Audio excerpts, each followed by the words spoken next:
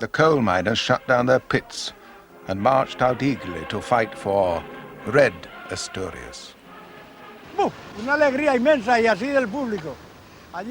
We felt this tremendous excitement. We had dynamite ready to blow everything up, and everybody was behind us. The whole village was ready to go, even the kids, men, women, children, everybody.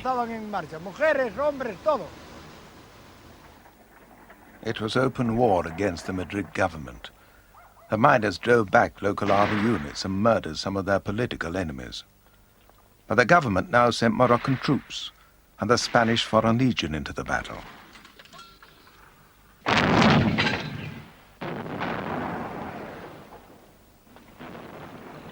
A fortnight after it had begun, the Asturias Rising had been broken.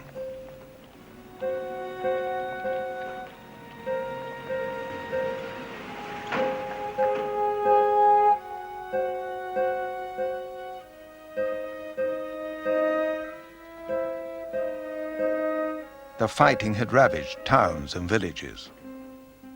General Franco helped to plan the government campaign.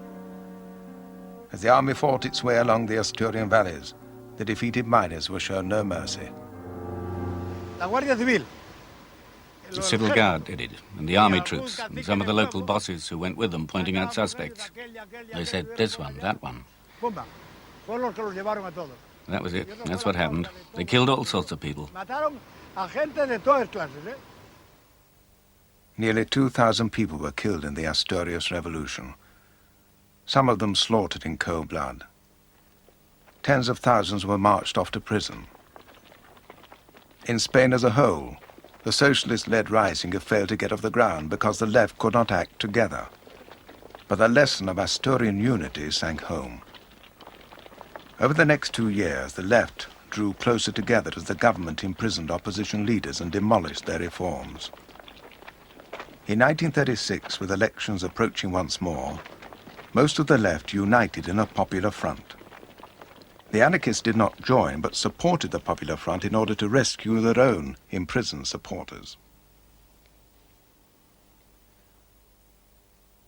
On the right, Gil Robles launched a noisy, confident campaign. He claimed that he alone stood between Spain and a murderous Bolshevik revolution.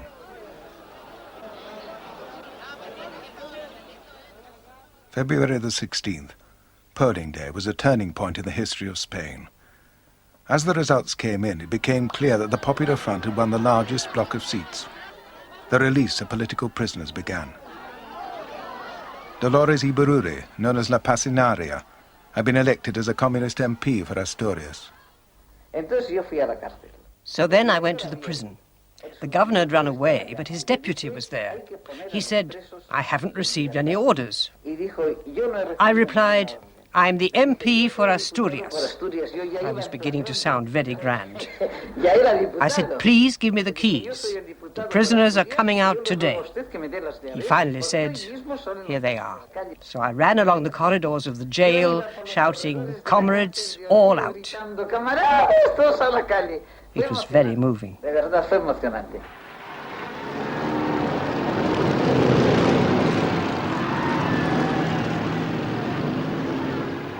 All Barcelona turned out for the return from prison of Luis Companys, Catalonia's president.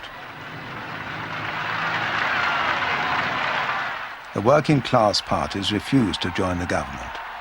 The left Republicans were now trapped between the panic of conservative Spaniards and the excited hopes of the workers.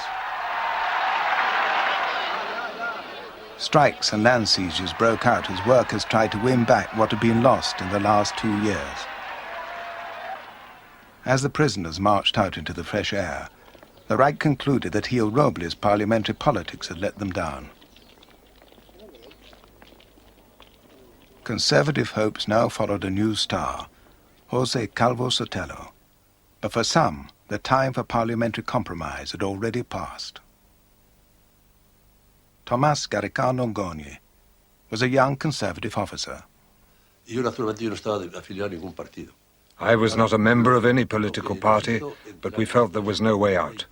As Gil Robles wrote later, peace was not possible. For me, this was only too true. And there's something else, perhaps too embarrassing to recall, but that one has to admit. At that time, we couldn't stand each other. Divisions and tensions had reached such a point that even seeing a socialist, not to mention a communist, was the same as seeing the devil. Some 15,000 members of Gil Robles' youth movement defected and went over to the Falange, Spain's own fascist party, which had been founded by José Antonio Primo de Rivera in 1933.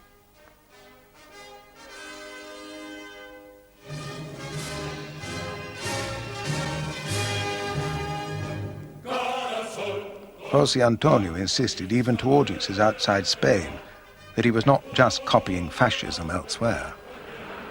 The movement we are initiating in Spain is not a copy of any foreign movement. It has learned from fascism what fascism has of the idea of unity, authority, and substitution of the struggles among classes by the idea of cooperation.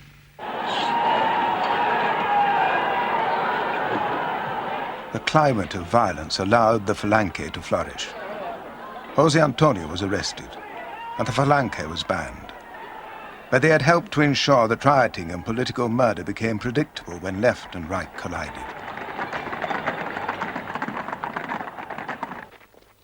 While men were using fists, stones, bullets to settle political arguments, they were also using direct action to escape from poverty. On the dry hills of Estremadura, the patience of the farm laborers now snapped. They surged out to occupy the land they had yearned for. On a single day, March 25, 1936, some 60,000 landless workers took over 3,000 farms. Revenge was in the air. The landowners feared that they could lose not only their estates, but their lives. And there was trouble brewing in Navarre, in the north of Spain, but this time from the right.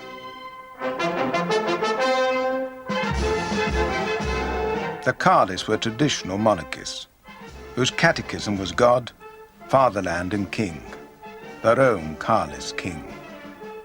Fanatically religious, they were locked into a medieval view of the world. The Carlists had rebelled against a liberal monarchy in the 19th century. Now they were eager to overthrow this godless Red Republic.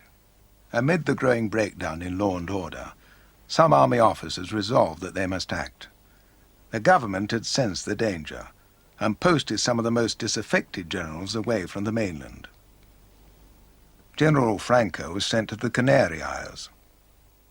But General Mola was unwisely posted to Pamplona in the Carlist country. From here, Mola, El Director, began the secret organization of the plot. At first, Mola encountered reluctance among some key figures. He had assigned to General Franco the job of launching the rising in Spanish Morocco. Franco would take command of the Moors and foreign legionaries he had led in the 1920s. But Franco hesitated to commit himself. Ramón Serrano Suñé was Franco's brother-in-law.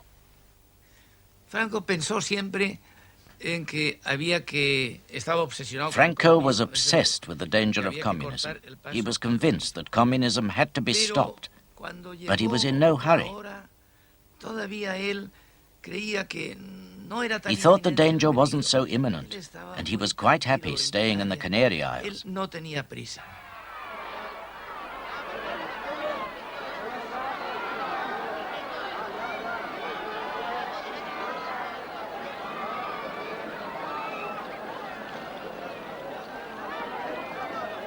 May 1st, 1936. The parade was intended to show the Republic's enemies that the left had overwhelming strength.